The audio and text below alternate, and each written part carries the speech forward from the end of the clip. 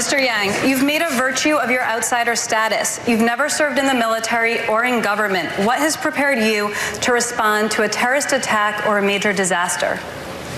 Well, first, I just want to stick up for Tom. We have a broken campaign finance system, but Tom's been spending his own money fighting climate change. And you can't knock someone for having money and spending it in the right way, in my opinion. Thanks, Andrew. No problem. As Commander-in-Chief, I think we need to be focused on the real threats of the 21st century. And what are those threats? Climate change, artificial intelligence, loose nuclear material, military drones, and non-state actors. And if you look up, we're in the process of potentially losing the AI arms race to China right now because they have more access to more data than we do, and their government is putting billions of dollars to work subsidizing the development of AI in a way that we are not. We are 24 years behind on technology. And I can say that with authority because we got rid of the Office of Technology Assessment in 1995. Think about that timing. I guess they thought they'd invented everything. The next Commander-in-Chief has to be focused on the true threats of tomorrow, and that's what I will bring to the table as Commander-in-Chief. Thank you, Mr. Yang. Andrea? We now focus on an issue facing many Americans, childcare and paid family leave. Here in Georgia, the average price of infant daycare can be as much as $8,500 per child per year. That's more than in-state tuition at a 4-year public college in Georgia. Mr. Yang, what would you do as president to ease that financial burden? There are only 2 countries in the world that don't have paid family leave for new moms, the United States of America and Papua New Guinea. That is the entire list, and we need to get off this list as soon as possible. I would pass paid family leave as one of the first things we do. I have 2 kids myself who are 4 and 7, one of whom is autistic and has special needs, and it's breaking families' backs. We need to start supporting our kids and families from the beginning, because by the time they're showing up to pre-K and kindergarten, in many cases they're already years behind. Studies have shown that 2/3 of our kids' educational outcomes are determined by what's happening to them at home. This is stress levels, number of words read to them as children, type of neighborhood, whether a parent has time to spend with them.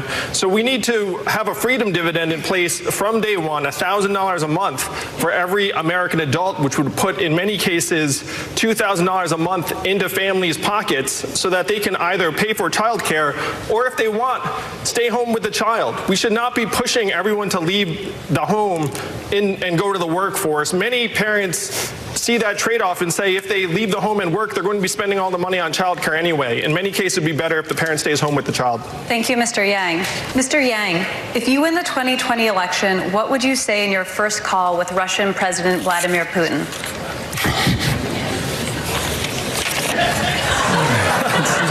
It's a fun moment.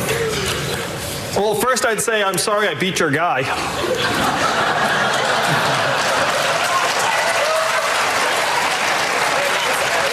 Or not sorry. Not sorry. And second, I would say the days of meddling in American elections are over, and we will take any undermining of our democratic processes as an act of hostility and aggression. The American people would back me on this. We know that they've found an underbelly and they've been clawing at it, and it's made it so that we can't even trust our own democracy. The third thing I would say is that we're going to live up to our international commitments. We're going to recommit to our partnerships and alliances, including NATO. And it was James Mattis that said that the more you invest in diplomats and diplomacy, the less you have to spend on ammunition. That has to be the path forward to help build an international consensus, not just against Russia, but also to build a coalition that will help us put pressure on China in terms of their treatment of their ethnic minorities and what's going on in Hong Kong. I want to propose a new world data organization, like a WTO for data, because right now, unfortunately, we're living in a world where data is the new oil and we don't have our arms around it. These are the ways that we'll actually get Russia to the table and make it so they have to join the international community and stop resisting appeals to the world order. Thank you, Mr. Yang. Rachel? Mr. Yang, what would you do about the issue of white supremacist violence? Well, first we have to designate white supremacist terrorism as domestic terrorism so that the Department of Justice can properly measure it. I talked to an anti-hate activist named Christian Picciolini, who told me about how he was radicalized over a 10-year period. He said he was a lonely 14-year-old and that he was reached out to by a hate group, and he wound up joining it for a decade. Now he's out and he's helping convert people out of those hate groups and back into the rest of society. But what he told me was that if anyone had reached out to him when he was that hurt, broken 14-year-old boy, he would have gone with them. He said if it had been a coach, I would have gone with him. If it had been a mentor or teacher, I would have gone with them. But instead it was a hate group. So what we have to do is we have to get into the roots of our communities and create paths forward for men in particular who right now are falling through the cracks.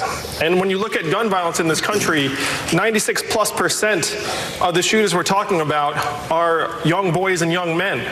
We have to, as a country, start finding ways to turn our boys into healthy, strong young men who do not hate, but instead feel like they have paths forward in today's economy.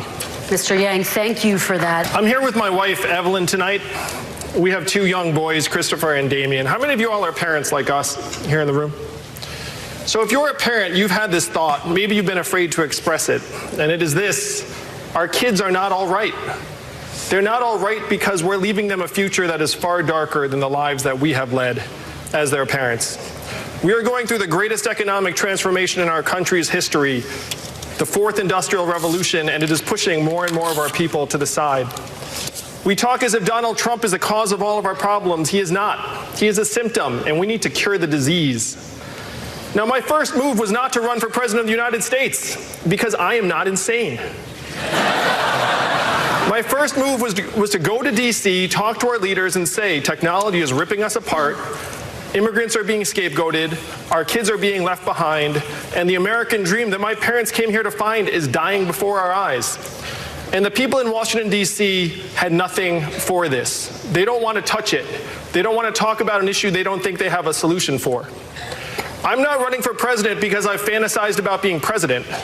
I'm running for president because, like many of you here in this room tonight, I'm a parent and a patriot, and I have seen the future that we're leaving for our kids, and it is not something I'm willing to accept. We need to create a new way forward for our people. If you want to join us in rewriting the rules of the 21st century economy, go to yang2020.com and make it so that we can look our kids in the eyes and say to them, and believe it, your country loves you, your country values you, and you will be all right. Thank you, Mr.